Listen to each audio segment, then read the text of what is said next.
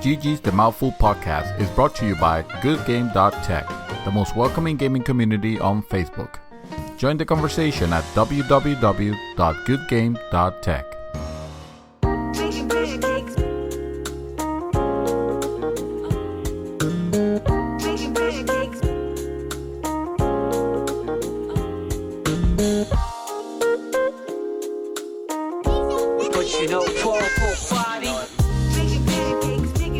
Welcome back, guys. This is Arnaldo, aka Mad Dog, and this is going to be episode 43 of GG's The Mouthful podcast. GG! Yes. And that, of course, with me is Mr. David Santos. Sagadin sarsaparilla. What? What's going on, sir?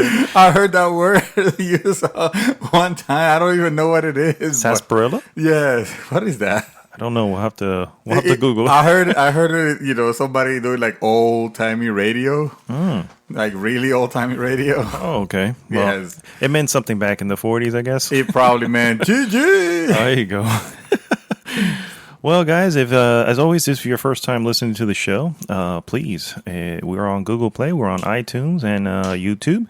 Please subscribe to the podcast and. Also, go to goodgame.tech. That takes you right over to our Facebook group and join the conversation there. Love to have you part of that group there. Yeah, we appreciate the fact that it looks like some of you are sharing our podcast because it has been reaching steadily new listeners. Yes, thank you so much for that, everyone. Yeah. Thank you so much, and thank you for listening. So, sir? Yes, sir. I wanted to tell you a little something that we did yesterday. I guess I'm just going to bring it up because it's so embarrassing. So we're trying to do. We weren't talking about it. I know. But I think the listeners would get a kick out of it. Well, it's a lesson in production. In production, yes.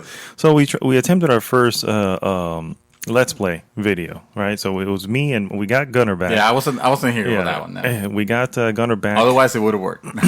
Yeah, probably. You're right. No, but The purpose of it, everybody knows who listens to the show that Mr. Nelson Martinez, Doom Saint, is not a big fan of Resident Evil. Well, he's not a big fan of scary games in general. And so we're going to get him to play Resident Evil 7. Wow. Only for a little bit, just so he can wet his feet with the game. And of course, we're going to get it played. So we have a camera set up on us. We had the gameplay being recorded via video card, and then we had the audio and everything's going fine. We got some good shit, man. I'm telling you, we got some good stuff, and I like to say that I think he enjoyed the game. Cool. And by enjoy, I mean he was pretty stiff for the most part.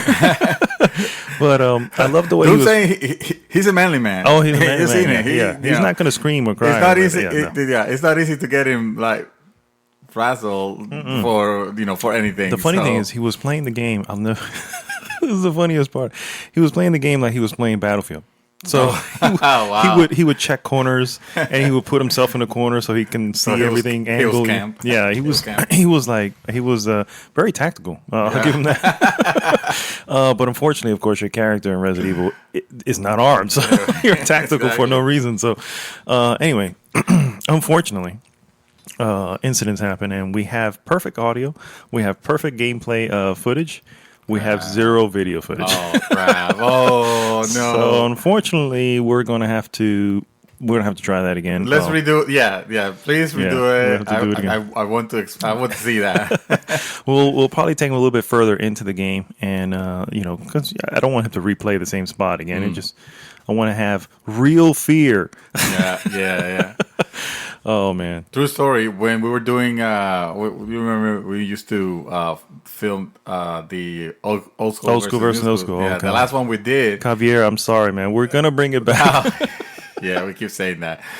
So the last one we did, there was a big portion of it where I was in charge of recording the session, and I pressed stop when we went to record and recorded when we meant to stop. So you recorded all the there's a lot of in-between scenes. B-roll, a lot of B-roll, and not enough. So I had to do some creative editing. Yes, well, it came out pretty good. I gave you that much. It came out really, really good. Thank you for that, by the way. Yeah.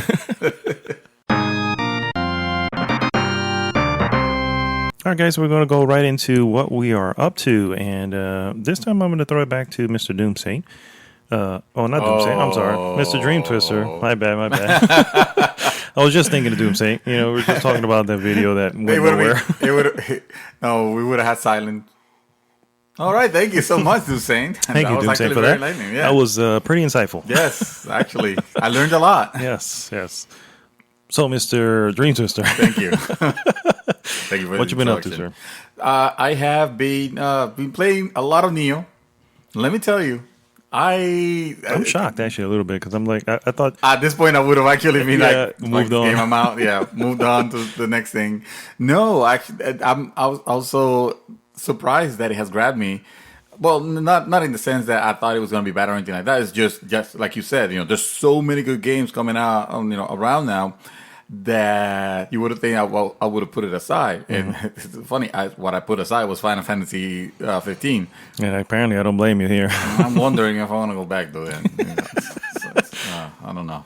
But yeah, bro, I think this probably is Game of the Year material. I know it's early to be talking about this. What I'm saying is that level of good. Yeah. Is that level of great polish. Reviews, yeah. I was yesterday. So I beat the boss from the second level, if I don't count the tutorial section. Okay. It doesn't matter. It's an area where it rains. For those of you who are playing, is the area where it's raining a lot. Those effects, I was looking at those graphics like marvel. Like I can't believe this looks so well, and you can make it run to a solid 60, and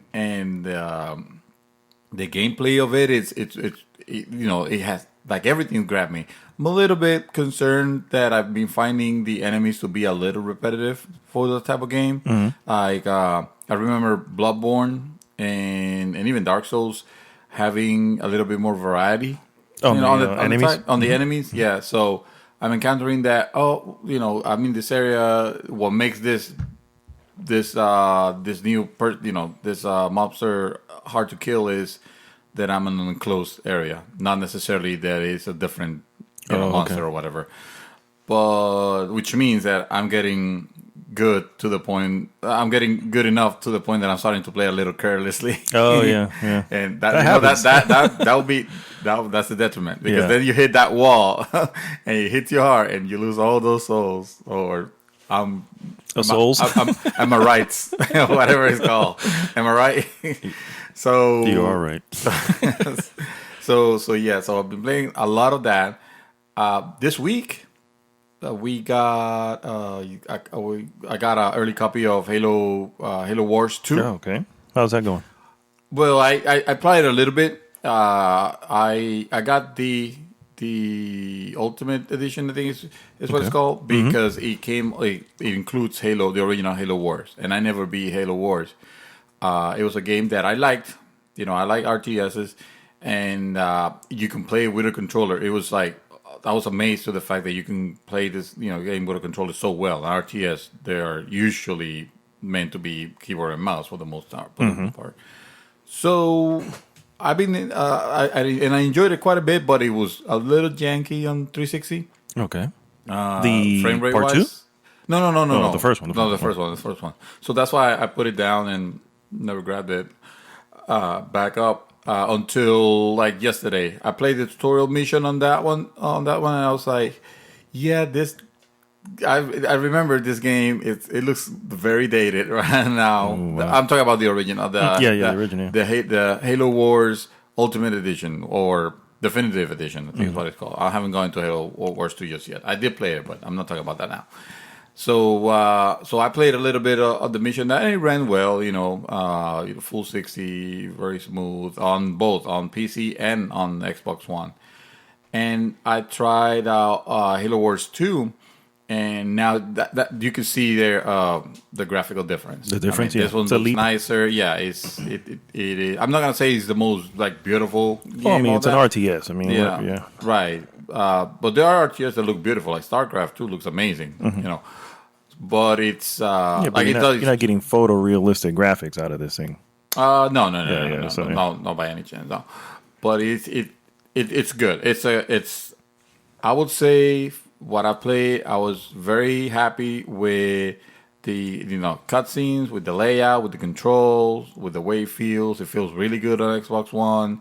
So I turned on my Xbox One. I should have started with that. Did it say welcome back? It always says welcome back. Oh, it does? It literally, when you turn okay. it on, it says, it goes bloop bleep, and it says, hi, David, or welcome back. Oh, okay. I think it just says, hi, David. Oh.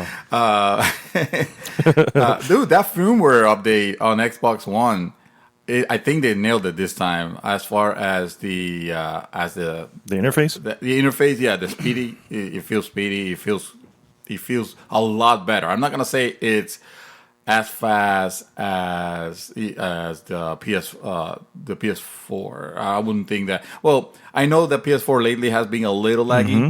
For me, it has, but I don't know if I have. I don't know if it's because I have suspended apps, and it's just causing it to not suspend it, but just in the background. Yeah, well, when you switch, at least I don't feel it. When you switch, it does from menu to menu. Mm-hmm.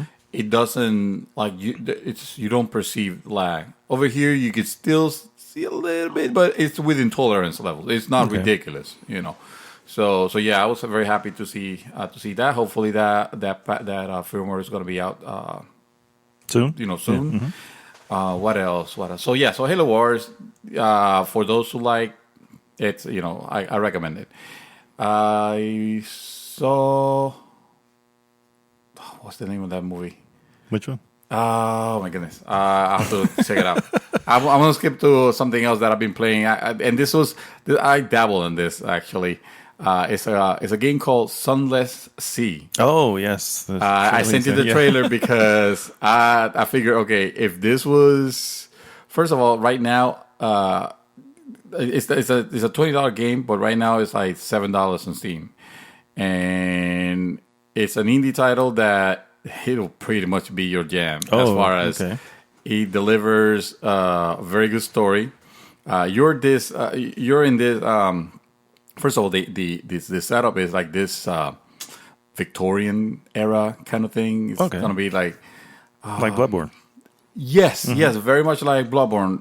That has a style and it has a name, and I'm forgetting what they call it. Lovecraftian. Yes, yes, very, very. Because you're in this, you're sailing, and you go into like the unknown. It's kind of like you're discovering the world, kind of like if you are the Christopher Columbus of that era, that era, and things could happen, and it throws you. I guess it is a little. I don't know if it's a procedurally generated. I don't know if it is. Yeah. I don't know if it is. I'm not a fan of. I'm really more and more not being a fan of it. Yeah. Yeah. No. But what I meant is that I don't think it's. I don't know. It basically throws you different scenarios that you have to deal with them, and that might not be the same scenarios that you encounter. I think the map is pretty set up, to where if you know where to go. So you're discovering and things are happening. Your crew could starve, and you might end up having to resort to cannibalism, even. And it's very dark and it's very cool. We're gonna post the trailer. You saw the trailer, yeah. And then there was this title that I saw last night that was free on Steam. I was surprised. Called "You Must Beat This Game." I think it's You Must Beat This Game. You must win. You must win this game. Something like that. I want to check. But the premise of it, it's meant to look like a really old one of those really old arcade. Oh, not arcade, but not Commodore. I will say really going back to PC, early Atari? PC. Okay. Early PC. Well, yeah, it has that kind of like cyan and purple graphics. Oh my God, really? So it looks like very Apple II almost. Jesus. And it plays and it does this effect on your monitor where when it looks like it has the scan lines and the burn corners. And whenever you pass from stage to stage, you remember those especially those very old CRTs. Yeah. I'm looking at some images here. So, no, I think that might be something else. It doesn't look like that. No, it doesn't look. Oh, yeah, okay. I think I messed up the name. It was We gotta be better prepared. I gotta be better prepared for this thing. I sent you the link. Yeah. Oh, did you? Oh, I didn't get that here. I only got the. Oh, you have you have to win this the game. Okay. Yeah, you have to win this game. So if you look at it, it looks like a very old, very early era, Apple II game. It good is. It's actually very fun. And it was free. I don't know, what the purpose. And it didn't seem like it had DLC or microtransaction. Yeah, microtransaction. It does this thing where you remember those old CRTs when sometimes they will buzz, and as you pass from stage to stage, it would be a different sound, a different buzz depending on the sprites that were on the screen. It does that. Oh. I was thinking even my computer messed up. Even Mario Brothers would do that. Whenever you went to the castle and you had all the white bricks all over the place, the sound of the TV would be different. Yeah, So that. So it does that. So that's pretty cool. I also saw a movie, but I'm gonna let you go back because I've been talking too much. No, you're fine. You're fine. So no, for me, I just I finished Resident Evil 7. What do you think about that? I gotta tell you, I mean, honestly, it's only February. I did this freaking game, dude. I really do. Nice. I haven't got anything else, but it's up there with a really good game. I really enjoyed the hell out of it. Game of the year. Again, short list since when you say it's a February. But it's definitely, dude. It's so freaking good. The how do I say that? I guess I don't know. It's the first half, maybe the first 2/3 of it, is absolutely terrifying, dude. It's just I am on my toes the whole time. Does it mean that you get used to this? Well, no. What happens in the later part of the game? See, in the beginning part of the game, you're in the house. You're dealing with the family of the house and creatures as you normally do. But when you get to the later half, now it's the same creatures. You're kind of in a lab, type of area, and again, just like every Resident Evil, you get to that point where you're figuring out the what was going on, and to mention, really, when you find out you find out everything that happened in the particular thing, quite literally right before the last boss, and it's like an info dump. You know what I mean? I'm like, wow. I haven't had to read this much throughout the entire game, and here I am flipping through pages and pages of stuff just so I can, because it's telling me now what happened in the house, how everything occurred. Is it interesting? At least it is interesting. It is interesting. The best part of the game, dude. The best part of the game is the bakers. Is that crazy ass family, dude? That is the best part of the game. I thought there was a part with a baker. No. They're the family. It's called the Bakers, yeah. And that's the best part of the game. I saw some parts. I saw some parts that were very creepy. Yes. And I also saw. I was reading that there's sections of that game that got censored for the Japanese release. Mm-hmm. Yeah. There's a. I mean, not to spoil anything, but let's just say there's body parts that have been switched out with photograph pictures of body parts, and it's like, really? With walkie-talkies. I'm like, okay. But it is what it is. I mean, but it is the fact that it's in first person is, dude, it feels like a completely different game. It's still Resident Evil, and you have your item boxes that you leave stuff in, and you can go later and find and stuff. You still have your herbs.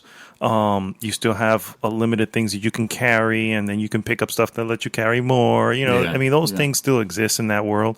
But I love the fact that they really left the world of Resident Evil pretty much out of it. It takes place in it, except for the title. Yeah. It takes place in it, and there are hints. But for the most part, they're not really touching it. It's just like, okay, it happened. That existed. You know what I mean? Umbrella Corps released before this they're game, out there somewhere. They're like, we don't want to touch our name. Yeah. So it's definitely, I recommend everybody. I mean, obviously, if you enjoy scary games, or, if you don't enjoy scary games, screw it. Just do it. Man up. Or woman up, too. Just do it. So, yeah, I got that. And then I just really kind of dropped back into Bloodborne. Now, let me tell you, the first hour and a half, I almost gave up because I was just like, I suck again. I've been too long away from this, and I'm just getting torn up by enemies that I was fine with. You know what I mean? I'm like, it doesn't take long for you to just forget how to fucking play that game, dude. That game has a lot of parrying. It does, yeah. And the parrying here is different though. It's you have to shoot You use the gun to parry. Yeah. And you have to shoot them right before they hit you. So let me tell you, when you're wrong or you miss, you will pay. You're paying dearly. Yeah. So that's, yeah. But anyway, I got back into that. I'll see if I stick with that. But I wanted to bring up a show that I just started, my wife and I just started watching on Netflix. And I'm just like, where was this show? Why am I just getting to this now? Because you have too many already. That could be on your it. plate. That could be it. It's called Black Mirror. Have you heard of this? Yes, sir. I have. I believe I told you about Black Mirror. Did you? Oh, okay. That's probably why I got on my list. Dude, that shit is awesome. I saw the first episode and I was like, Which one? Which one was the first episode? Which one? Oh, Jesus. I saw that okay. last year. Okay. Very early last year. Well, here's the funny thing about the thing on Netflix. The way it's designed, Netflix, it generally plays if it's 4 seasons, it'll start for season 1. It automatically starts for season 1 and just play along all the way. Yeah. Here, it started in season 3. And it's going 3, 2, 1. Oh. And I'm like, is there a reason for this? Well, they contain stories. They're all contained. Yeah, it doesn't matter. You can start anywhere. You can start anywhere, yeah. Every episode it's basically Twilight Zone. Yes. You know what I mean? It is technological Twilight Zone. Oh, yes. my God, so good. Dude, so the episode, I've seen 3 episodes. And first off, what makes a show is some superb acting, dude. If you don't have that acting, it just seems silly. You know what I mean? But there's some superb freaking acting here. I've been meaning to get Judy to watch that show. Yeah, so I'm just going to talk about the first episode I saw, which is the first episode of season 3. And it's don't spoil it for people. I'm not going to spoil it. But I mean, I won't spoil what happened, but I'll give you the description of the world that this episode's in. Yes. So there's I don't know if you know who Dallas Bryce Howard or Bryce Dallas Howard.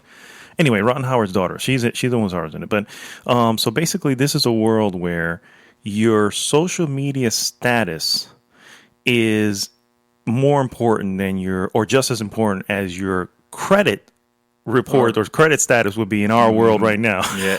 Yes. So they're walking around with everyone has a mobile device and everyone is constantly liking each other, and it gives them a boost on their 5-star rating.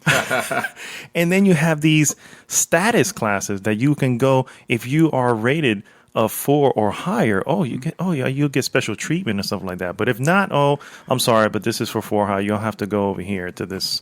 You'll have to eat on that side of the restaurant. Yeah, exactly. It is the strangest thing, dude. But it is so good. And then there was this other one that has to do with a video game. And let me tell you, I'm dying to get to that one. Let me tell you, I loved it. I was like, this is really, I don't want to spoil anything, but basically it's, again, think of a future where video games have become so, the point is now to make something real or appear to be so freaking real. And after playing Resident Evil 7, dude, the scenery and this thing, I'm going, oh my God. Yeah, this is some crazy shit. It has some disturbing imagery. Yeah. I'm 3 episodes in, and I have yet to get a happy ending, sir. Exactly. Yeah. It's very it's morbid. Up. It's not. It's like Twilight Zone. Twilight Zone never guaranteed the complaints that we have in society with technology, especially when we talk about they shine the social network. Huge light on that. Exactly. Yes. It's like, okay, let's take this to the extreme. Yes, the one with the phones is constantly. Oh man. Yeah. Then there's another one. Oh, anyway, I'm not gonna say it, but definitely. Yeah. I am not stopping watching. Put it down. Put it down. Yeah. It is some awesome stuff, bro. Awesome stuff. Yeah. Oh, I remember now. I saw Deepwater Horizon. Oh yes, with Mark Wahlberg. Mm-hmm. Yes, have you seen it?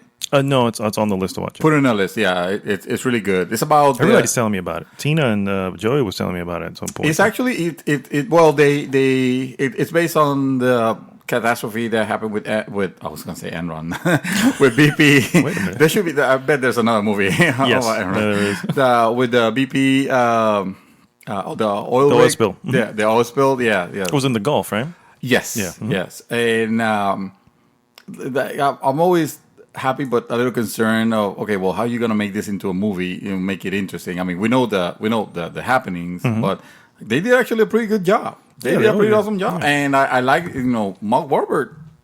And the acting on that. he's great, but he's a little bit everywhere now. Yes, You know, exactly, like, exactly. So at least on this one, I thought he was fine. I thought That's it was good. good. Yeah, That's good. yeah. So good movie. Go check it out. Yeah. All right.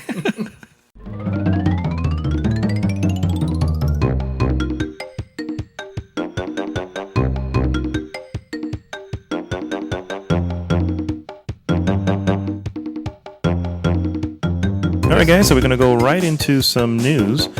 Are they gonna be real news or are they gonna be fake news? Well, I don't know. I mean, if you ask the president, it's gonna be fake news, but Okay. I think it's pretty real. All right. Well, let's get into it. Take it with a grain of salt, sir. First off, a new Ghost in the Shell trailer just recently dropped. Oh, yes. Yes. And I got to tell you, dude, I don't know if anybody's seen it. I don't know if anybody's as interested in this shit as I am, but... You should be. You guys... Yeah. Yes, you should check it out. Yeah. My what I got to see, well, first off, they show off the villain a little bit more, which is interesting. I mean, if the series, the anime series, has always been good at making very interesting villains. Yeah. And I'm hoping the movie does the same. Okay. But they also showed off the cyber hacking or cyber brain hacking, and that should look. I was like, yes, they're sticking to the right stuff. I mean, it looks weird and everything, but it's like this is that world. You cannot leave that part out. Yes. So, are you interested? I've been from the very first trailer. I don't feel like I should have seen the second one, because I feel like it spoiled too much. It shows you things that I would have preferred to see in the theater, in the actual movie, and be like, wow. But yeah, it's really cool if this movie's not on your list. You got to put this on your list. Yeah, you got to put it on your list. Speaking of which, you guys got to mark your calendars. Star Wars Celebration takes place April 13th and 16th. April Celebration? Star Wars Celebration. Okay. In April 13th and 16th here in Orlando. Oh? Yes. Oh? Yes. Did you get together? I don't know. I think so. Yes. Over at the Star Wars Celebration. Yes. Plus, it is rumored that we will get the Last Jedi trailer. Oh, nice. So hopefully, awesome. Or shortly before. You know how it is. Sometimes it'll leak. Yeah. But I'm looking forward to that, sir. Definitely. The Last Jedi. The Last Jedi, yeah. Yeah, that's it. Yeah, I can't wait. I'm really just excited for that. I don't know. It might not meet the high standards that Rogue One for you. Stop hating on freaking Rogue One. I'm not hating. Yes, you are. I'm not hating. Rogue One was all kinds of awesome. It's not the second best Star Wars movie ever. What kind of silliness is that? I honestly think the nostalgia has you keeping those first ones. Well, maybe. It could be. There could be something there. It's possible. So, going over to TV, just for a quick moment. A little bit more news on Stranger Things. They have announced that it will not go further than 4 or 5 seasons. That is fake news, sir. That is. I tell you right now, that is fake news. You know this is gonna blow up. A lot of people are gonna be into it, and next thing you know, we have a Walking Dead-ish situation. I would agree if this was. I would agree if this was network TV. Oh, but because it's Netflix, Game of Thrones has been doing the same thing. No, but Game of Thrones has an end. They've had an end for a while. They just need to get to that point. Yeah, they're stretching it a little bit. No, I think honestly, they've got to the point where the books have stopped. We're talking about Game of Thrones here. The books have stopped, and they're already filming the end right now. They're filming season. Was it 7? I think coming up, season 7 and 8, which 7 and 8 are going to be smaller than the last several seasons. So clearly there is an end. You know what I mean? And that I think is smarter. I think smarter to have a planned ending than to stretch that stuff out and then have episodes full of crap because, exactly like you said, Walking Dead. So I think it's smart on their part to keep it at 4 to 5. This is the Duffer Brothers. To keep it, at 4 or 5 seasons. Are you ever going to finish season 1? Yes, I am going to finish at some point when I finish my home theater. Oh, God. That's what you're waiting for? Yes. All right. So let's go into some gaming news now. The Legend of Zelda Breath of the Wild has announced that they're going to have a $20 expansion pass Do you think Nintendo's is learning here, or is it improving, or is that even important? They have actually they I gotta give them credit. They have done DLC right for the past few, at least on their games. Well, like obviously on their games, but They're just I was tinkering with everybody else's games. Yeah, exactly. the Mario Kart. The Mario Kart, yes. Yeah, it was going to downloadable. Splatoon. I understand that it was getting free maps. Nice. You know, for for free the maps, longest. that's great. Yeah. So they were getting good support. So at least they got it down there. The Zelda one for $20 for what it seems to include. Well, to include. I don't know. I guess it's fine. I guess because it doesn't include much, but they're not charging much for it either. So yeah, exactly. So it's a good trade off. Available if you do get it immediately. Available at launch. You'll have 3 new treasure chests that you'll be able to find out there. They're found in the Great Plateau, is what they're called. Contains useful items, includes exclusive in-game clothing. Yes. One of which I heard was a Switch shirt. Yes, that is stupid. That's ridiculous. Yeah, that is dumb. So don't bring your marketing bullshit into your game. But you're marketing a game that a system that you're probably already playing on. So who are you marketing this to? Exactly. That's dumb, Nintendo. That's dumb. That's pretty hilarious, is what it is. No. In summer of 2017, the first DLC pack drops, adds new Cave of Trials challenge, a new hard mode, and additional map features. I don't know what that would be. And then maybe a... Oh, yes. No, they were going to add... They were... I don't know the details, but when it says additional map features, they mean like the map that you will see. It'll have like additional features, not the overworld, not that you have new things to explore. It's like when you go into the map, the map itself is supposed to have like what, new UI or what the hell? I don't know. It sounds ridiculous. Like, why is this not a regular patch? I was gonna say that sounds like something you should already be in there. Exactly. Well, this map will tell you exactly where the treasures are. Oh my god! And then the second DLC pack, which will drop in the winter of 2017, a new original story, so story content. That's actually pretty good. A new dungeon, and then it says additional challenges. So I guess additional challenge trials or stuff like that. Like trials, like Majora's Mask. Maybe. And so yeah. So what do you think about this? That I know you have the pre-order. I still have the pre-order for the Switch. For the Switch, yeah. I've been meaning to call it the Wii. The only reason I'm holding to it is just in case someone is interested and like really, really interested and wants it. Then just drop me a line or something. Gotta pay up front though because I gotta pay the card that I'm gonna put that into. Because I was thinking originally of like flipping it. But after seeing, like, I don't feel confident anymore that it's going to even get that. I mean, it'll get some extra, but would it be as much as to go through the hassle and the risk? That I don't know how I feel. Okay. So yeah, I might end up canceling that. Unless one of you guys want it, Yeah, hey, let us know.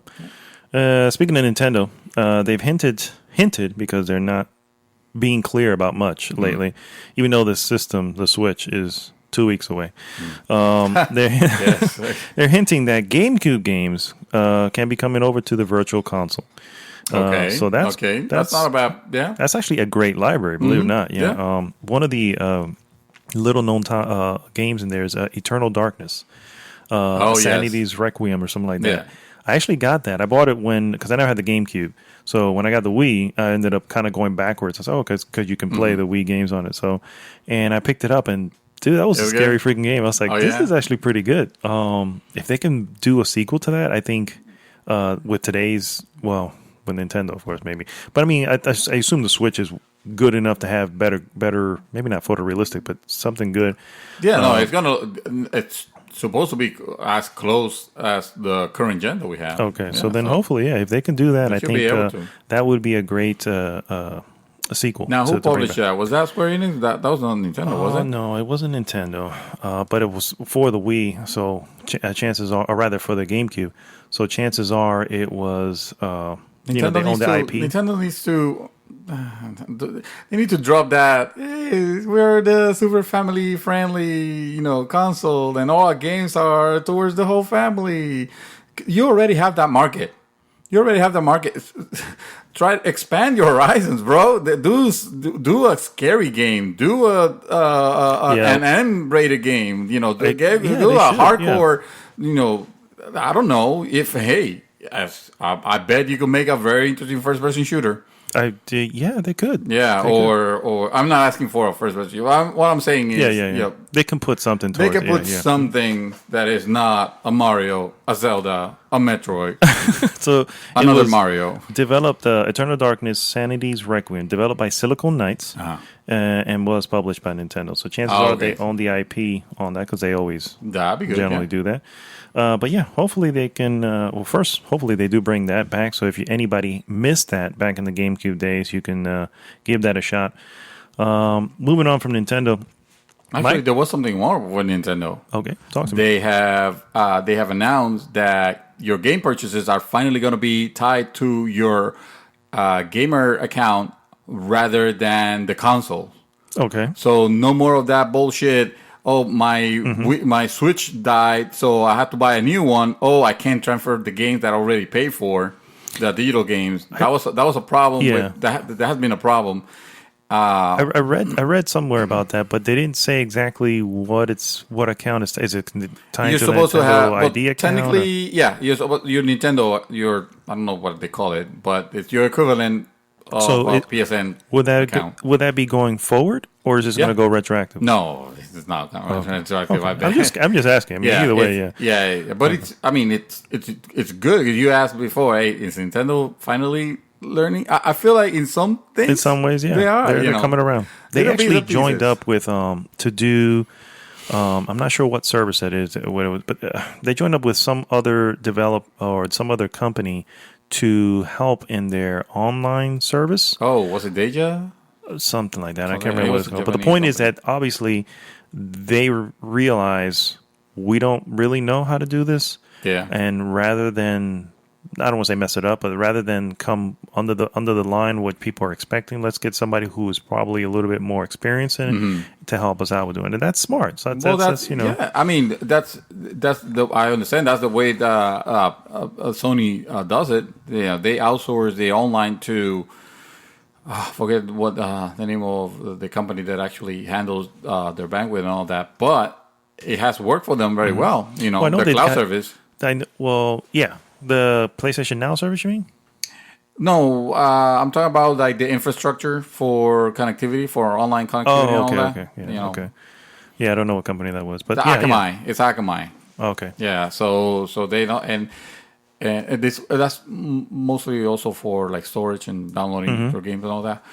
But again, it has worked for them. It's good that they're getting help. It's good that Microsoft, Nintendo is it's reaching out. Yeah, it's going to help them. The next thing that you need to do is scrap that stupid idea of having to use your phone. I don't know how they're going to do it because who knows what the actual device can actually do. We don't know what they've planned for the device. You know what I mean? And even though it's, again, you can expect Netflix and all this stuff to eventually be put on it, but since they're not confident enough to say yes, we're going to put that in the future, they're literally leaving it. We're considering it. Considering it isn't saying, it's going to be there. It's just not ready yet. This is basic functionality, though. This is functionality that has been even on the original Xbox did it. Yeah. So there's no reason. But we'll see. Speaking of Microsoft, they're going to hold their conference this year on Sunday. On Sunday, yes, the day before E3 starts. That's 3 conferences now that moved out of. Well, actually, 2 moved out. One started there because Bethesda started doing their conference, and they are the first ones to do it on Sunday. Then last year, EA moved over to Sunday as well throughout the day, and then Bethesda has the Now evening. Sony's gonna do it the previous Friday. Yeah. There you go. I don't know what the point is of moving around. I don't know. I don't either. Honestly, I think it's to allow information to sink in before you move on to the next conference. You know what I mean? But I they don't have think anything. of, yeah. They're gonna have two conferences. I doubt it. No. I don't think so. No, it's the next conference of like Sony. Gotcha. Or Ubisoft or whatever the next Oh, one is. okay. Yeah, that would be smart. Yeah. So, we're looking forward to that. And they, of course, hinted that they should be revealing more information on the Scorpio. And probably announcing that it's not going to be coming out until that 2018. is actually going to be coming out this year because why would they? Why would yes, bro? I'm telling you, we had that bet. I know. We had that bet. That's okay. I'm confident, bro. See, I was thinking as a good because I felt like last bet that we had, I did you wrong, even though I felt it was the punishment was too hard. I made you play freaking Godzilla, which by the way is on sale right now if you guys want to grab it. From $59.99, you can grab it for $17.99 on a PSN flash sale. Anyway, so I was saying, you know what? Now that you know that there's, they're going to be talking about it on this E3, they're probably going to reveal. You want out? I was thinking of giving you an out because you're my bro, but. You're so hard-headed when it comes to this particular one. No. I was like, okay, you need to learn your lesson. It's okay. You need to know about that's all right. Console releases and historically how they go. That's they announced it on E3 and then next. Yeah, they go, okay, think of this. The last E3, we had the announcement, all right? This E3 will be the reveal. What are you telling me? There's going to be a third E3 that's going to be like, oh, now we have the system. Oh, no. I mean, if it comes out in February, that's still next year. A console's not going to come out. I know. It's okay. It's all right. I'm confident. It's okay. Actually, that's not true. The Wii's coming out in March. But whatever. Not the Wii, that's Switch. Oh, the Switch, yeah. But that's Nintendo. Nintendo does what Nintendo does. Yeah. They're on their own. Yeah. And then getting into some games. Lots and lots of games. Crashy B. Same trilogy. Got a release date. It's going to be June 30th. And it's only going to be $39.99. Why? You don't like Crashy B? No. Why? Not even the original? This is super... the game was good for its time. Well, I mean, have you seen the thing? It's not like they're just HD remastering this. No, but it's still... First of all, what the hell? Why they're showing parts where you're running towards the screen? That's never been a good gaming game. No, dude. Hello, Uncharted does it. Exactly. The worst parts of Uncharted make you run towards the screen. Any game. Batman did it also. Any game that does this. Batman? Yeah, Batman. Yes, I think it was Arkham Knight. It might have been. Okay. Actually, no. I think it was the original. Oh, okay. The first one. Whatever it's called. Asylum, yes. They have a section where you're battling I don't know the names of the villains. One of the villains, the crocodile. Okay. So, yeah, the crocodile dude. I think that's his name, Crocodile Dude. Killer Croc. Yeah, there you go. Yeah. It was, and it has you running towards the screen. Again, that is dumb. You can't see what's coming ahead of you. Obviously, what's coming ahead of you isn't important. That's the problem. Oh, it's an obstacle that could kill you. No, obviously. It could be a wall. Good game design is not going to, if you're trying to run from something, good game design is not going to put anything in front of you to have to worry about as well. Well, it does, because Crash Bandicoot, correct me if I'm wrong, but there's holes that you can fall into. Yeah, but now you don't have nothing behind you. Anyway. So Crash Bandicoot, it was fine back in the PS1 era. Right now, it's ridiculously overrated. I don't know why people had this affinity towards it. Oh man! So there you go. For $39.99, you wouldn't even do it. There's 3 games. Dude, we have Ratchet and Clank. Get Ratchet and Clank. Okay. Why are you playing this? Ratchet and Clank. Yes. Also, Mass Effect Andromeda. They showed off some combat gameplay. What did you think about that gameplay? Well, first of all, that trailer is definitely running on PC. Oh, I would hope so. You could tell on every Although it would be shocking, but no. Oh, dude, I'd be excited if BioWare can pull that off. Yeah, but let's be real, they're not gonna. It looks fantastic. It's kind of what I've expected, however, because it was actiony on the third one, and do you think it's been a long enough lull to have the appetite for this game come back, and just because honestly, I'm excited. The more I see of it, I'm going, and I remember back to the Mass Effect trilogy that I played.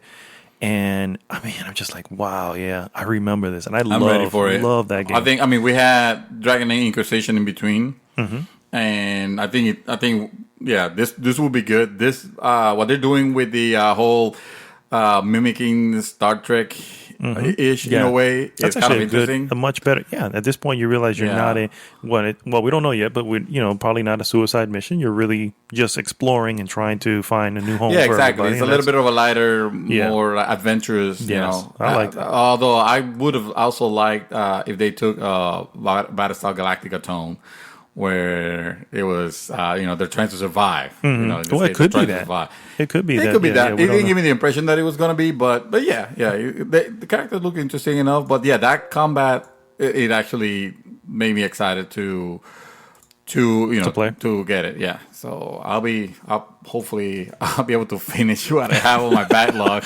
Dude, I just pre-ordered. Sidebar. I just pre-ordered. I don't normally do this. I don't normally pre-order, but I just pre-ordered Horizon Zero Dawn. I was like, nope, I'm not letting that one slip by. No, it's ridiculous. And that game is looking amazing. Yeah. It is. The impressions have been very positive. Oh, the leak. Yeah, there was a leaked review from a Gadget from all places. I don't know them for doing game reviews. They usually review like hardware stuff and in general pretty good. They don't do scores, but the wording on it, for those expecting it, but the wording on it seems like this game is right on track. This game is.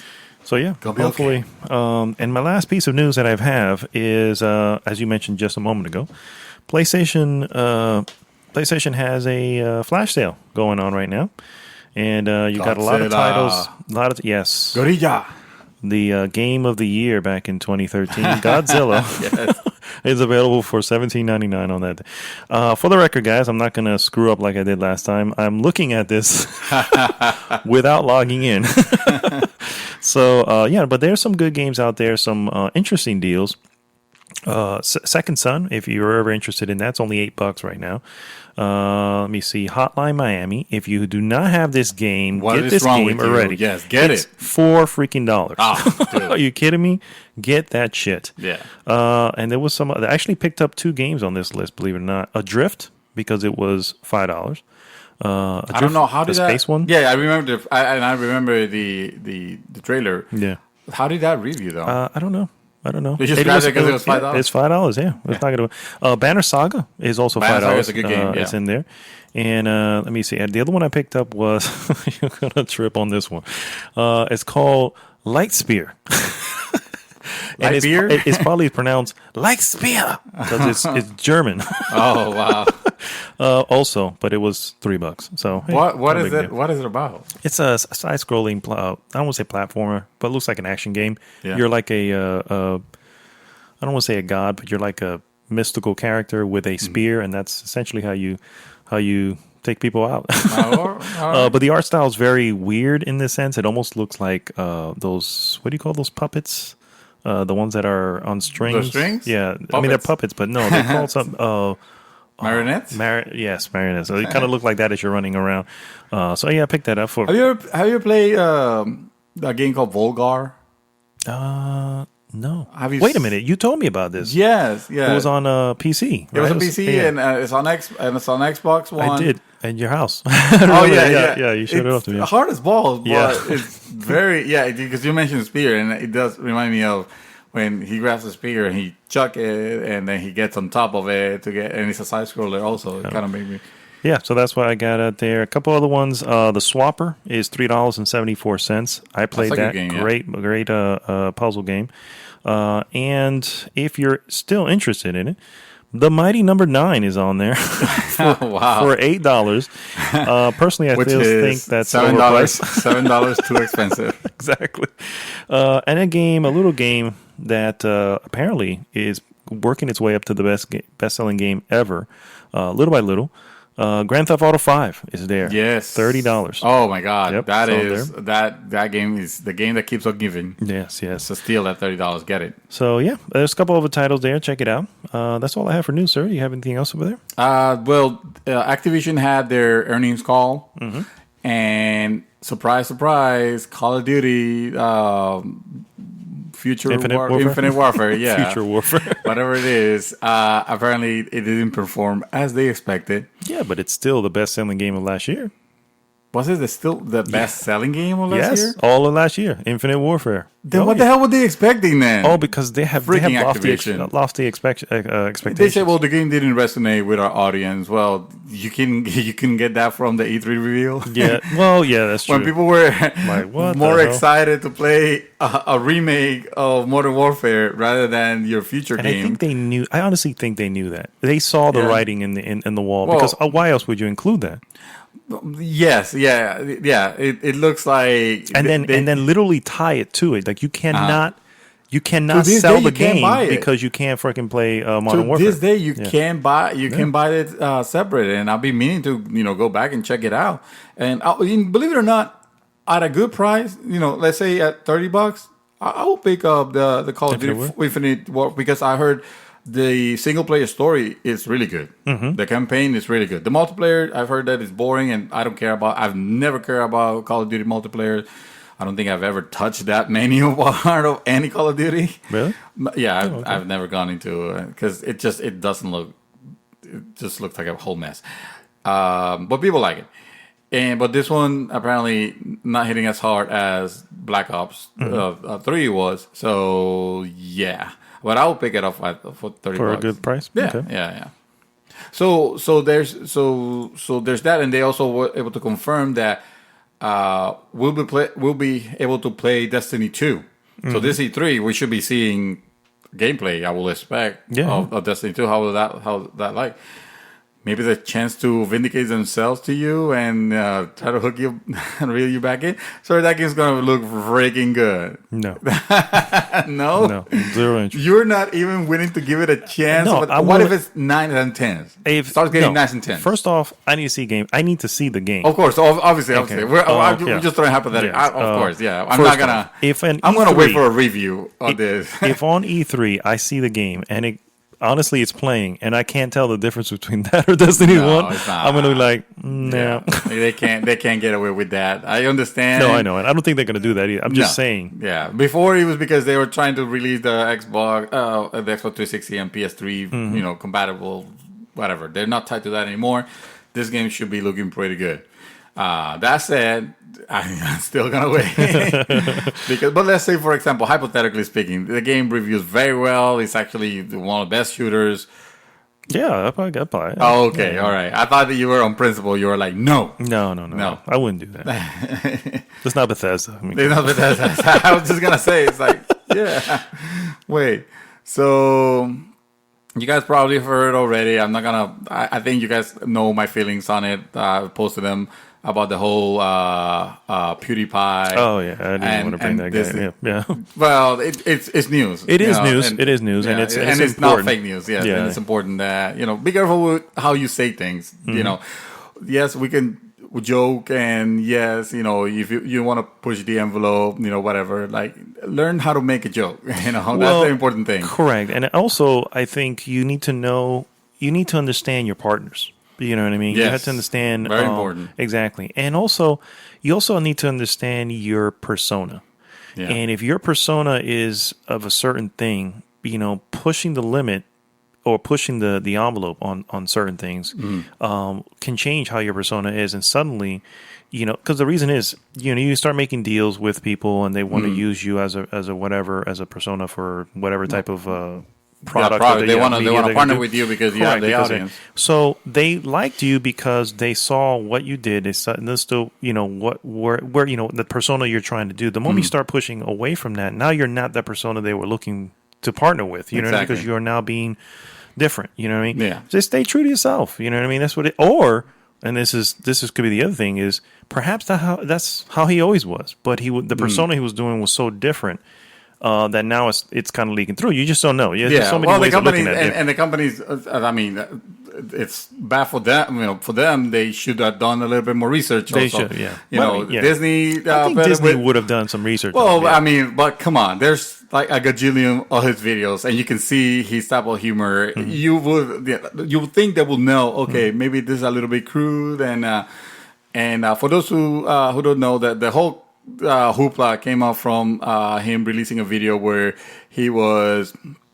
He's in a position of power because obviously he has money. He has money. He has lots of money. And he was paying some like two Indian dudes $5 for them to carry a sign that says "Death to all Jews." Oh my god! And that was supposed to be the joke. And different somebody actually Ramiro made a really good point that I was like, oh yeah, you know what? That's a good point. Why PewDiePie takes crap for this, but South Park gets away with it. The article he posted. Yeah. And then, no. Before the article even was out, he was talking about that. And then the article came out, and he posted it. He was like, "Oh, look, we were just talking about this." And then you read the article, and you understand. Well, there's a reason behind it. Exactly what I said a moment ago, though. You have to know. You can't just throw crudeness for the sake of crudeness and say, "Oh, I'm pushing the envelope." There is an intelligent way of telling a joke.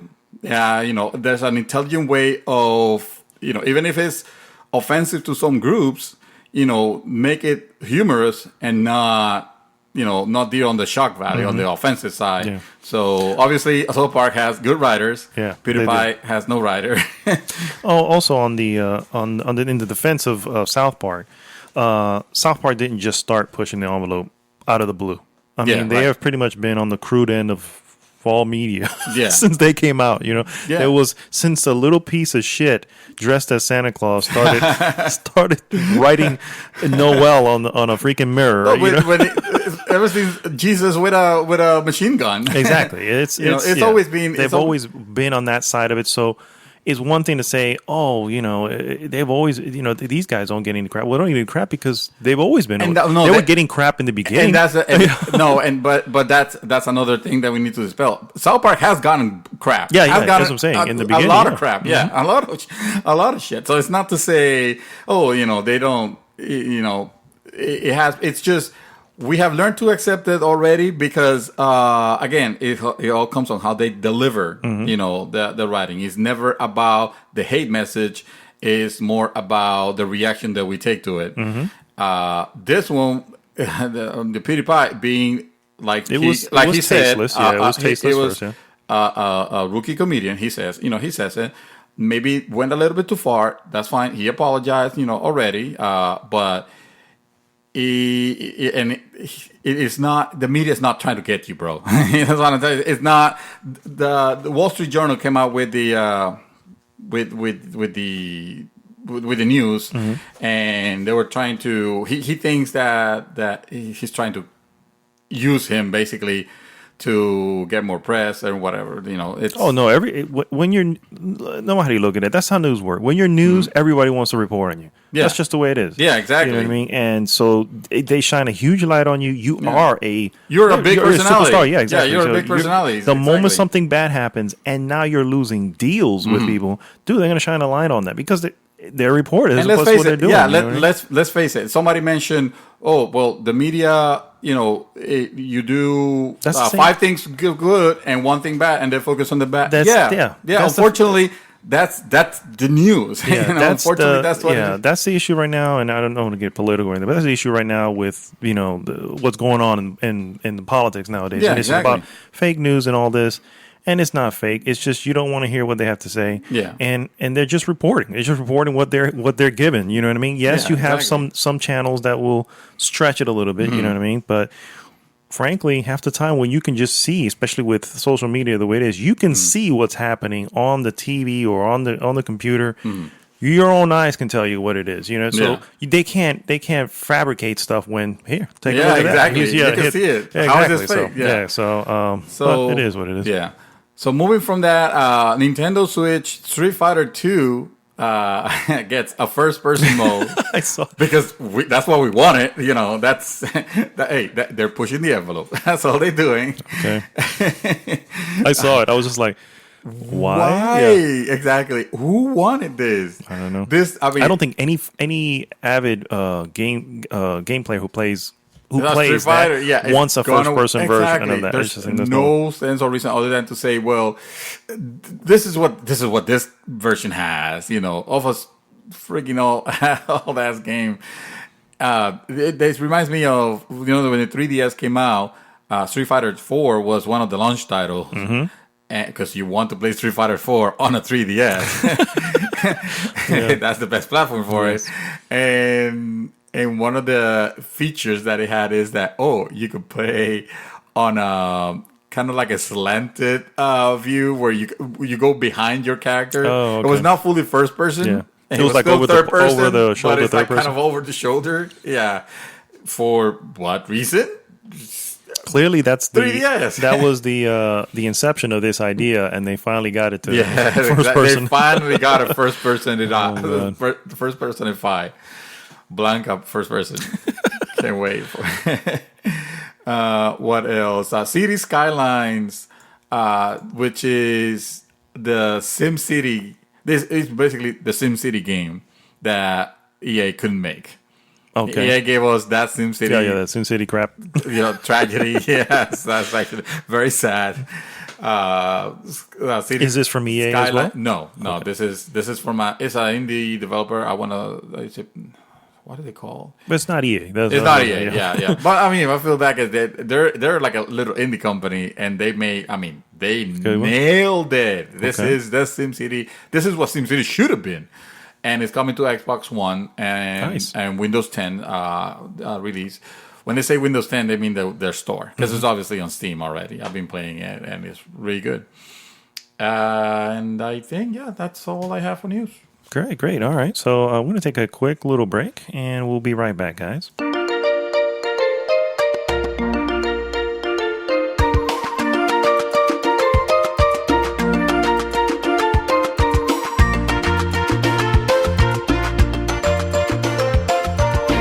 And we're back, guys. And we're going to go right into the hot topic of the week. Hot topic of the week! That's right. Brought to you by... Insert our ad here. Oh, man. So I threw out the topic onto the group, and what it is. Not many people responded, and I don't blame them. Nobody wants to confess their sins. Half the time people just want to keep that in. I get it. Yeah, they don't want to admit that. But today, the games that they play, I'm going to shine a light on people's sins. Okay, because I'm sure I'm not the only one who's going to feel the way I feel with certain things. Because the truth shall set you free. That's right. .com. Oh man, so essentially that's what it is. Confessions of a Gamer. Things that you feel about a certain game, a certain character, a certain franchise, a certain game developer, or whatever the hell it is. Tifa is my waifu. Is your what? My waifu. Your waifu. Yes. What is that? You should look at a waifu. Waifu. Yeah. How am I spelling this? Just like it sounds. YWAIFU. AIFU. Is this not going to bring up anything? No, it's not. No, it's all right. Do I need to do some Urban Dictionary? Yes. Says otaku and we. What the hell? Okay, hold on. Waifu. Spin-off term of husbando. Yes. What the fuck? I don't know what this is. Keep reading. Okay. You have to learn these terms. These terms are known in the nerdy community. Wife. It stands for wife. My waifu. Okay. Yeah, pretty much.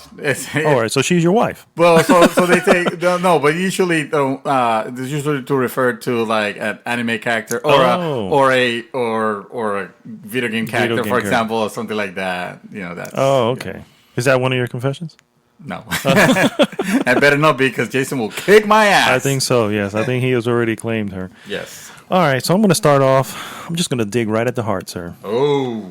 The Kingdom Heart. Sir, I don't have... Wait, the what? That's right. The Kingdom Heart. I don't have good ones. You're going to have... Well, I have one good one. Go ahead. So, Kingdom Hearts. Yes. You're a big fan of Kingdom Hearts. I really, really love the first Kingdom Hearts. I really do. I'm not gonna lie. Under the sea. I thought it was Under the a sea, great under game, the sea. great experiment between Square and Disney. Dug it. Since then, all right, I have no idea what the hell's going on in that world, and frankly, I think the game is a bit overrated now. Yes. You know. Yes, I'm with you 100% on that. Don't get me wrong. I know there's diehard Kingdom Hearts fan. I get it. I understand this. I think they're still waiting for They've been waiting forever the magic it. of the first one. Yeah, I think that's what it is. And then these guys, and unfortunately, Square is quite literally just dragging their feet along here. Yes. with the part 3, and then making these little sequels that have the most ridiculous names.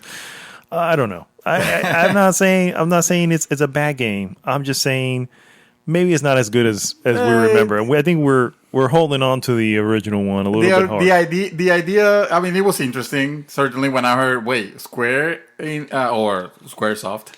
At the time, right? It was SquareSoft. They were still SquareSoft. Maybe it was Square Enix by then. Okay. I don't know. But what I heard that in Disney, it was like, wait, this is too odd. Yes. Like two different worlds these are two different source types of animation clashing together. Because you got the Disney animation versus the anime animation. And it looked good. Don't get me wrong. Even the very first one, but that was PS2. That was that was PS2. Okay, my first waifu was a big fan of the original one, and all I remember hearing was as I was doing stuff around the house was hearing the Under the Sea, Under the Sea. Yeah, the theme song, Little Mermaid. Yes. Well, yeah. So I hate to burst bubbles here, but I think it's a little overrated at this point. Yeah. I will have to agree with that, but that's not as bad as mine. My confession. Okay. And Talk to me. It was I still to this day get a little freaked out at Galaga when the aliens capture my ship. To me, it has kind of a dark connotation because they possess me exactly, and then they use against me, and I get very afraid of shooting myself. Your own ship down exactly, and to the point where I have stopped playing whenever that happens. A lot of people do it on purpose because they want to rescue the ship, and I do that. But if I shoot my own ship, then I was like, okay, I'm done. Oh wow! I don't want to. But yeah, no. I'm telling you, the first time I experienced it, I think that was the first time that I've ever freaked out on a video game. Oh, my first horror experience. My first horror experience was seeing my own ship attacking me suddenly. That's interesting. I wonder if anybody else shares that sentiment too. Yes, exactly. I can't even think of another game that will be scary. Robotron. Remember Robotron? Robotron was you're this guy, and then this robots lay around on the field, and then you kill them and you go to the next level. But then if you stay too long on the stage, this weird out happy face will start coming in and bouncing and bouncing faster and faster towards you, and you need to leave because that will kill you. Really? And when I remember as a kid, it always freaked me out to see the freaking smiley face, because it'll be like a smiley face. Oh man, coming into something's happy is about to kill you. Yes, and he's happy to kill me. So another one here. Beyond Good and Evil. Beyond Good and Evil. Another game. Dug it. It was a great game. Another PS2, by the way. PS2 game. Okay. Or that era. By Ubisoft. Okay. They've teased, that maybe this coming back. I think you should just leave it alone. Yes. I think honestly, if you really, really, really sit down and think about it, it was an okay game. It was good, but it's gonna be so different because if you literally take that gameplay and put it now, it's not gonna work in 2017, unfortunately. So I think it's time to just leave that in the the history books, and it was a great title, a one-off. It was, leave it like if it was, The Godfather, or these old, we don't remake those freaking No. movies. You just leave them alone. They exist, you know what I mean, as it is. And I think if they do go Beyond Good and Evil sequel, I think people are going to be disappointed. I'm a little scared that people are going to be disappointed. I'm myself included. Yeah. I haven't played that game since PlayStation 2. And I think a lot of people haven't played that game since PlayStation 2. And it just holds this spot in your heart. And it's like, it was okay. Yeah, you know what? You Just don't let it go. It was a one of a kind. It was a self-contained story. You need to leave it like that. Yeah. And in the end, really in the end, it was just okay. It was good. It was just good. Let's just leave it at it. It was just good. It wasn't a great game. It was just good. So yeah. Funny that you mentioned that. Oh, really? Yeah, because that connects very, very well with my second confession, and that is, I don't like the idea The Last of Us 2 was announced. It was announced? Okay. I think that story was fantastic. The way it was, it was amazing. Agreed. Yes, the game was great. I did need to see a second one, and I saw the trailer. Don't get me wrong, and yes, I know it's very exciting. Ellie is with the guitar and whatever, and killing people and just whatever. I really don't care. I'm sorry. That's I'm okay. sorry. That's all right. I not that I don't care. That's what, because I am buying it. I need to see it through. Mm-hmm. But it's gonna be one of the. I have that feeling of, this game was great. It for what it was. I kind of don't want it to see it be extended. I don't want it to become a franchise now. Because I don't know. You don't want it to become kind of the Uncharted. devalues, even though. This is argued. This is in my opinion, of course. But you don't want it to become Uncharted, is what you say? No, Not that Uncharted is bad. Yeah. Not Not Uncharted as is bad, bad. yeah. I mean, Uncharted got better. Got better and better. But that story, it leaded more towards having sequels, and I was fine with it. This one, it was so great. The way it closed, it was one of those things that made you think, and just to see, oh well, this is what's happening now. It was kind of unnecessary. That's why you guys got really excited when you saw that trailer, and I had to fake it a little bit, like fake orgasm a little bit there, because I know you guys were excited. I wanted to be part of it. I wanted to be part of the excitement. But if truth is, that is hilarious. Fake orgasm. Was very mad with it. As your friend, you don't ever have to fake it with me, okay? I want real orgasms here. And that is the most disturbing thing we have said on a podcast. Hey, you started. All right, man. Going on, I've got, and I hate to say this, I just don't like Halo. I really, and I understand. What? Don't get me wrong. I understand. I know it's a good game. It's a good game. It's a good story. And I get that. It's I an get okay it. story. It is. Well, I don't. I'm not I going to get say it. it's a good story. I get it. But there's just, let's just say, if that game was available on PlayStation 4 or something like that, I'd never pick it up. It was just, there's nothing about it. It feels, to me, it looks. Well, you pick up Killzone. Feels yes, but that's still pretty generic too. Let's be real. You know what I mean? It's just, I don't know. I'm with you, bro. I understand. No, you know what? We're still. Thank God. Forgiveness is good. There is. I had enough of Master Chief mystery. That era has passed. Master Chief era has passed. We need to, take the freaking helmet off. Show, are you even human? What are you? It's you know what he is? He's just a suit. He's just a suit, and that's the problem. I understand the reason back in the day was that they didn't have to do a lot of facial animation, but we got the technology now. Humanize this Master Chief, because it's hard to have feelings, to have an emotional attachment to a freaking robot, that delivers all his lines very monotone, and a woman hologram. Exactly. It is kind of ridiculous. I get you. I like more the universe than the Master Chief story. Okay. I'll tell you that. Okay. So Fair enough. yeah, Halo, for example, the characters of Halo Wars, they're older soldiers. I'm really liking that. Okay. What they did on what you call that game, the Halo Reach. My God, now there was a story. That would have been the Halo that you would have been happy with, because they take off their masks. They are people. Things happen to people. You're never gonna play it. So, No, I know. Yeah, it's a suicide mission. Okay, spoiler, guys. Which hey, like Rogue One, it kind of touched you deep. You don't know how Rogue One. Oh, but to you, Rogue One. No, I'm just kidding. I'm just kidding. It's a suicide mission, and and at the end, like I told you, that ending has you. I mean, the game starts.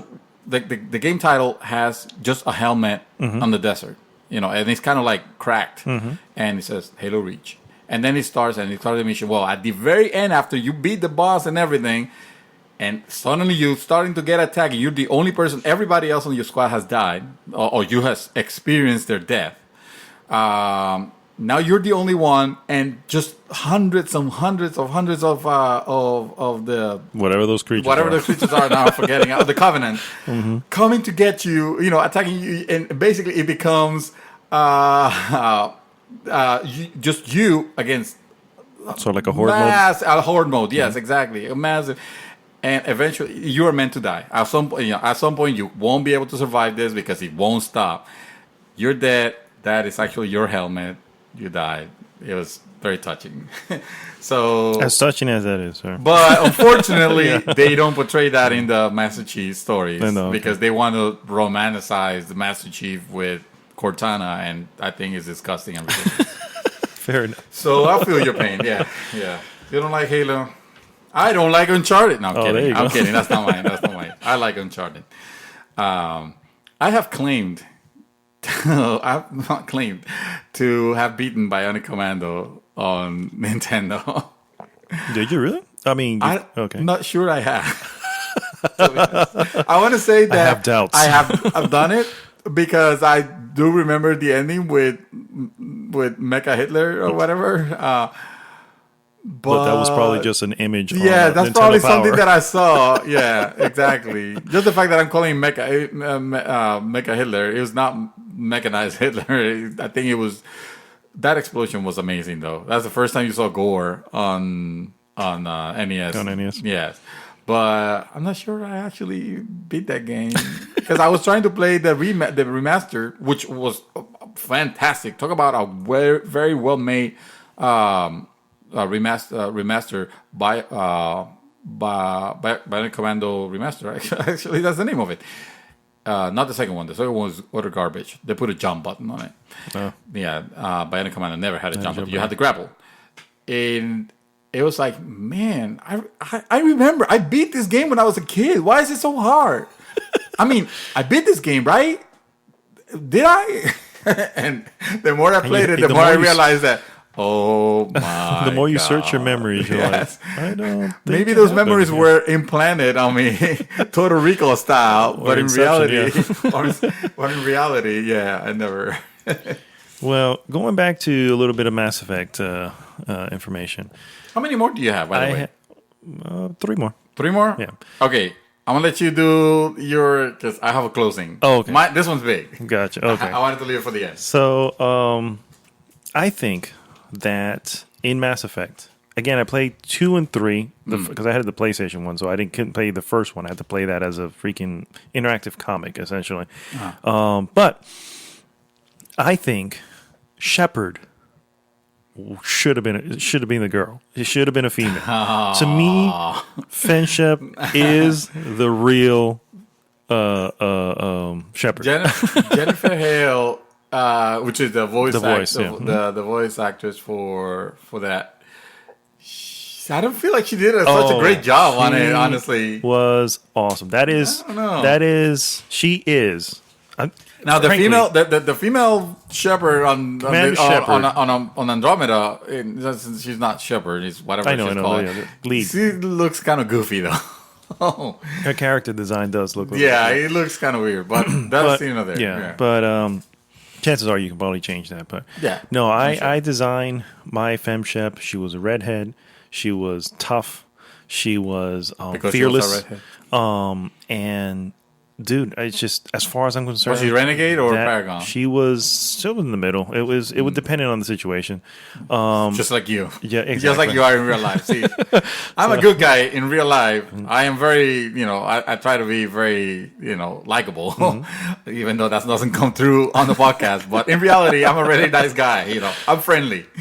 On games, though, I want to play the asshole. I want to play the renegade. I want to play the bad guy. I always want to be the evil because too many times good wins. We got to give it to the bad guy sometimes. They do a good effort. I'm a fan of the villain. I'm not gonna lie. Yeah. Except in Mass Effect, you're not really a bad You're guy. not really. You could be an asshole, but at the end of the day, you're still. Yeah, as renegade as you can be, you're still gonna be the good guy. Yeah, exactly. Yeah. But yeah, and when I say good guy, I mean good girl. You're Yeah. gonna be. She was Commander Shepard, as far as I'm concerned. Yeah. The male Commander Shepard doesn't exist in my book. No, you have never met David Shepard. Oh, okay.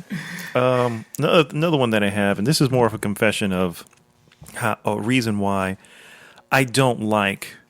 I have this thing where I don't like other people playing my system half the time, and it's in this thing. I let people do it clearly. I'm good with it, but there's this little ringing in the back of my head going, Yeah.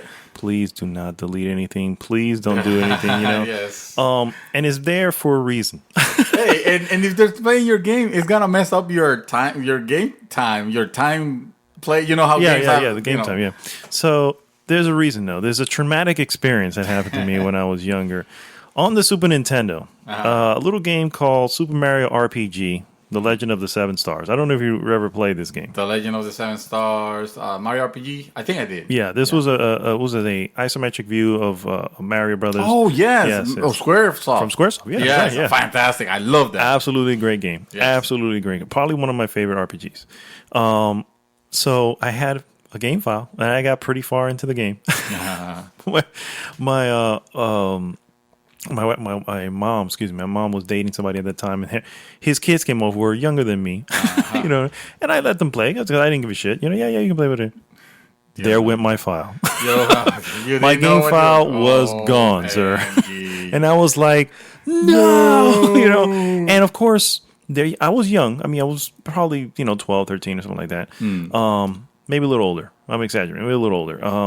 But they were young. They were 7, 8 years old. Part of me wanted to really, really just let them have it. I was just like, but I guess, and I had to start the entire thing over again. Did you beat it? I did beat it. Okay, all right. So happy ending at least. In the end, yeah. And but I had to start. Dude, and it's become that traumatic experience that in the back of my head, I'm just going, please. Now, like I said, don't get me wrong. Anybody comes over to my house, everybody who comes over to my house knows what's mine is yours. Yeah, you know what I mean? Yeah. But I still have that ringing in the back of my head that something's going to happen. All right. You just gave me, okay, yes. You just gave me one. One more? That I didn't think. Yeah, I didn't think. All right. Yeah. And go ahead, because I have one left if you want to do. All right. So, as a friendly and personable person that I try to be, hey, you need something, you ask for something out. Hey, I'll lend it to you. I'll give it to you. Yeah, it's fine. Sure. Yeah. No problem. Don't ask me to lend you a game though. Here's the thing. I will do it, but I'll be very worried about it because to me, even though I'm mostly going digital now, every time I buy the physical copy of something, that becomes a part of a collection.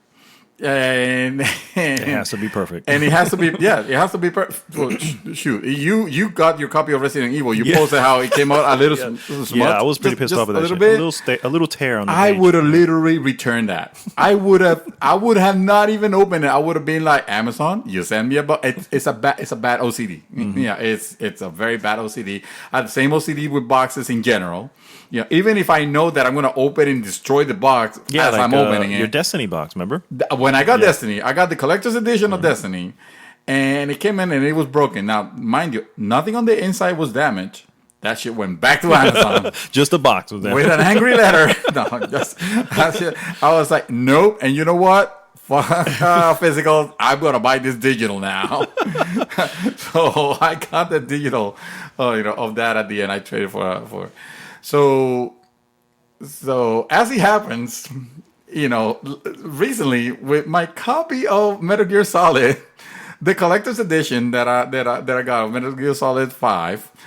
I lent it to someone that I'm not gonna mention, his name.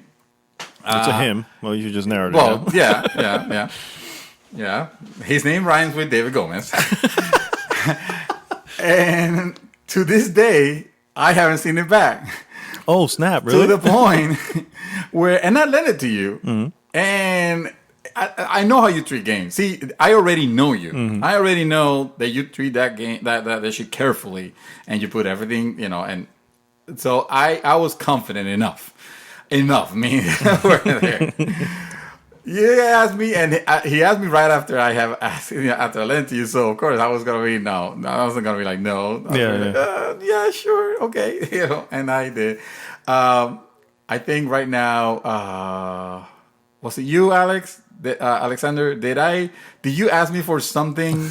Yeah, I did. Yeah, right. What was it? I don't remember what it was. It was something. You kept asking me for the longest time. Oh, it was Wolfenstein. And I kept delaying and delaying as much as possible to see if you will forget, but you never did. God bless you, brother. Understand that this is not me justifying myself. This is me confessing, confessing a sin. to a weakness and a sickness. Yeah. I need help. So because shit like this will happen. Yeah. Now it's too late already. I feel like it's too late to reach out and say, hey, man, remember that copy of Metal Gear Solid? Whenever I'm going to see that shit again. Did you trade it? What you did? It's cool. I don't even want it anymore. I don't even care for it anymore. As far as I'm concerned, it's gone. So. Exactly. So yeah, that's another one I forgot. I hear you. Yeah. My last one, sir, comes down to the Nintendo princesses. Oh, Yes.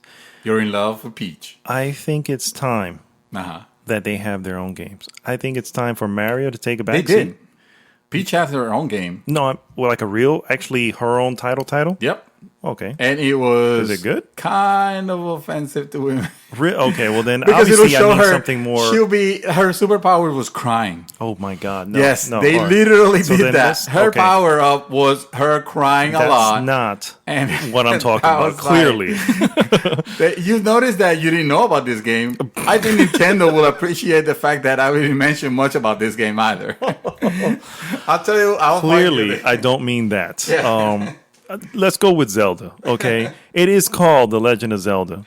So the game should be, I know it's, she's in it, and not that she always needs to be rescued or anything like that, but she needs to be badass the way Samus Aran is, okay? I think it's time for Zelda. I think it's time for Princess Toadstool, but not this stupid crying game. It's time for them to take the front stage and don't half-ass it, because that's what it sounds like to me. They half-assed it and made a game that's stupid. They made it, yeah. You know what I mean? That nobody freaking wants. Yes. Yeah. So no, that's not what I'm referring to. I'm talking about a good game, a well thought out game that they that one. I mean, dude, Legend of Zelda. Yeah. It should be an entire quest. You know what's? I'm gonna tell you was really messed up. Sidebar here on this. Yeah. It's messed up that Guerrilla Games is doing Horizon Zero Dawn, which is a game that quite literally the Legend of Zelda should be. It's really, it's basically almost the same type of game, only different graphics and more updated, whatever. But it's starring the woman. It's not starring a guy who has to go save this princess and take down this evil dude. Yeah. Every freaking time. You know what I mean? It's And about it's gone time. well because It's somebody like- say, "Oh, well, Tomb Raider." Yeah, but Lara Croft was sexualized to all get up at the beginning. Yes. So that's not what we're looking here. Yes, exactly. So I think it's time. I think Nintendo needs to, if they do that, I think they can. I know, honestly, I think they bring in more interest with their stuff, because it's just time, dude. It shouldn't be I mean, I think that's almost, well, may not be the reason why, but that's why a lot of people think Link is a girl. Like it's just Zelda. Yeah, I'm like, That's come Zelda. on, yeah. So anyway, so the point is, I think To their credit, they do have Samus. Yeah, Yeah. but she's always in a suit. It's like they're afraid of her. Yeah. Her, you know what I mean? It's like, no, Yeah. we're gonna keep her in the suit because we don't want her to be whatever. And the one time they make her any type of whatever, again, it's an emotional mess and freaking the other M. You know what I mean? I'm like, what the hell? It's an emotional mess. I get Exactly. it, Japanese culture, I understand. All right, but I think it's time. Yeah. I think it's actually, frankly, I think it's past time. So that's my last one. That's actually more. That's a good rally call than a confession. It's yeah, but that's what I mean. It's a confession in the sense that you may have people who just want Link to be Link, or just want Mario to be Mario. You know what I mean? And I think, frankly, they can literally take years off. You know what I mean? And then put somebody else in and do the same game, same characters, or same world. Yeah. But they can take time off. We don't need to have them all the time. You know what I mean? Yeah. We saw her in Super Mario Brothers 2, Princess Toadstool. She can jump, she can toss, do the same shit. Make a new Mario game starring Princess Zelda Peach. that doesn't fucking cry. Yeah. You know what I mean? Princess Peach, man. Exactly, Princess Peach. Yeah. So go ahead. So, That's my last one. So. That's the last one? All right. So the moment of truth. Uh-oh. This is the most egregious of all. I like that word. Egregious? Egregious, yeah. That's my favorite word. Example of, confession that I have. And you don't even know about this. You know a little bit, but not the extent. Really? Yeah. Okay. Yeah. So, as you guys know, some of you, I really like the idea behind Kickstarters. Not the way they have been abused, but the way that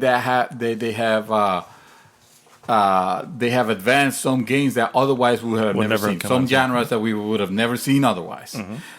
And the fact that is, the developers are the ones controlling the IP. They're the ones controlling the development cycle, and at the end, they're going to be the ones reaping the benefits. Almost 100%, rather than giving their take to the publishers and having publisher pushing them. And sometimes I've learned that sometimes having a publisher is a good idea. Anyway,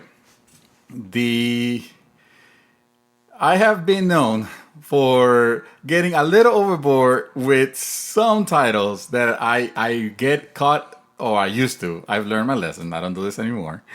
But I got so caught up in the moment of the idea. I have spent a little bit of money in some of these titles.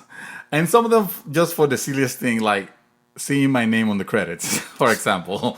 Star Citizen. Was enough to... We'll get there. Shadowrun. Yes. I think I put like $100 on it. Yeah, you gave me a copy too. And because they gave me 2 copies Yeah. of it. So, and I gave you one. And others, a free-to-play game called Path of Exile. Path of Exile. That game does free-to-play super, like one of the best examples you'll ever find. Everything's cosmetic, but what you get for free is a full-fledged, sometimes better than AAA production value game. Nice. I mean, this was Diablo 3, an alternative to Diablo 3, more hardcore. This is, if you like Diablo 3, this is what you should be playing, and it's completely free. I like that idea so much that I gave him $200. And I got it returned. So much for being free. I got it returned. Obviously, the game, my name on the credits or whatever, and a letter from the producer, which was the producer of the original Diablo. They left and they formed this company. Okay. And they left Blizzard. A thank you note. I have the game with the signature of all the developers on it, like really signed with marker, not printed, and a poster also with all their signatures. Don't know why I haven't put that up because it's kind of cool, For Hey, $200. no, Yeah, no, you better- look, I should have yeah, actually, get but some, yeah. yet I have it just like laying there somewhere in On a the tube, corner. just in a tube, like exactly. Well, it's protected at least. Yeah. No, it is protected. It is protected. I mean, I spent $200 on it. On a free game. And then there Good was job. this announcement of this game, this space sim genre called Star Citizen, and I lost my shit. This was my dream realized. I wanted a space sim so bad that the moment this got announced, I was like, I am all for it. Chris Roberts, you are my idol right now. Yes. I will give you money to start the campaign, and they were successful, of course. And then they started selling. Their route is that they are selling you chips that you can get for free in the game, and they mention it. They say, "Hey, it's not that you're buying this as a you could get this, Still get it, yeah, when the game releases, whenever that is." But if you want it now, if you want to start seeing it, because you can't do shit with it, at least not at that time. Now you can at least fly them. This is how much it costs. And there were some outrageous prices. But of course, I was so in love with the idea. I was so in love with the fact that no publisher, this is not, they were actually making fun of EA. For those who don't know, they used to, he used to own a company called Origin, which Chris Robert did, which was bought by EA, and then just like every other company that EA buys, they disassemble, destroys, and there it goes. So they actually make fun on the game of EA. They have something that looks like the old EA logo, and they call it Electronic Access. Oh, nice. So anyway, the thing is, I bought this $250 chip. That for the longest time I could do nothing else but just to look at it from corners. There was a 3D model of it, and that's it. That you can do anything. And the game was supposed to come out in 2014, so I was excited because that's just a couple of years more. Yeah, sure, take my money. I will. Here we are. Subscribe. I will subscribe to a monthly stipend. Give them a monthly stipend of $10 every month. For in access to like the developers, like inner things and like the videos and stuff, how they make stuff. Yeah, exactly. It was kind of like a prestige level of information that you could get for a game that I was very excited about. Sure, I didn't cancel it until December of last year when they announced that the game was gonna be delayed yet again, and I was like, fuck this shit. This is obviously a scam. You think it's a scam now? No, right now, well, I think, yes, in a sense, I'll explain why. I think it's a scam in the sense that they have found a way to make money and stretch this out without delivering. They're delivering little by little. They don't have any incentive to finish this product because they're getting money. They're getting a shitload of money. Almost like if this game was released, almost even more.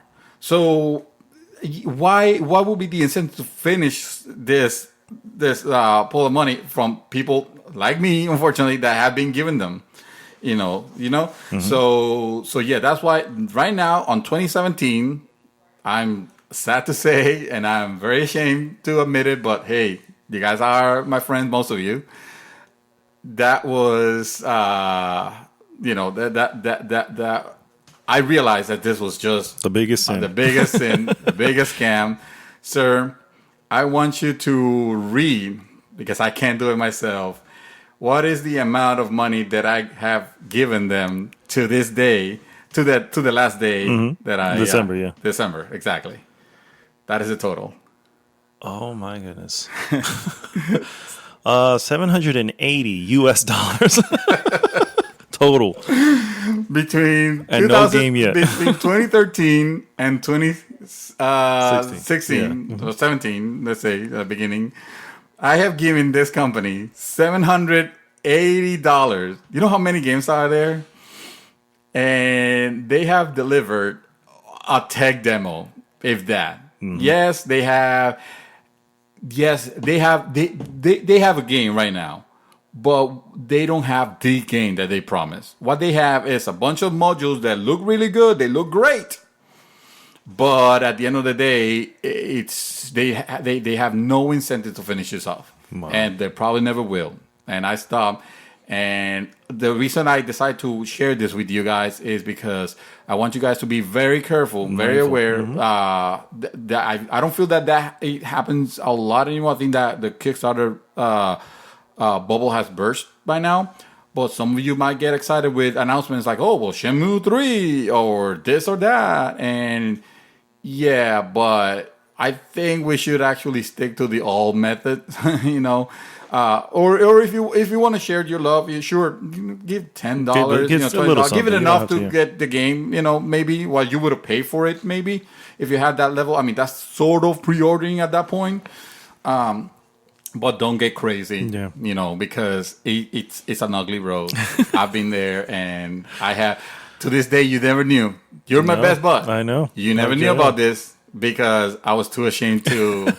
I feel like this was the time that I need to get that off my chest. Well, Yeah. I think we did a lot of healing here today. Yes. I feel liberated. Yes. I feel empowered. I feel like I have more control over my finances There you thanks go. to this topic of the The week. confessions, yes. Well, guys, I hope you enjoyed that, and I hope you understand some of these sins, and maybe you can share some of yours on the comments. As always, please subscribe to the group and subscribe to the podcast and join the group at goodgame.tech. This is Arnaldo, a.k.a. Mad Dog. We're signing off for this week on episode 43. Mr. Dream Twister. It just feels so good to be that off my chest already. Because I've been holding it for so long, I haven't been able to share it with anybody. I think this was great, Doctor. I think this was good advice. I think my life's going to change now. Good stuff. Good stuff. GG! That'll be $780 for this episode. Oh, shit. All right, guys. We'll see you next week. GG!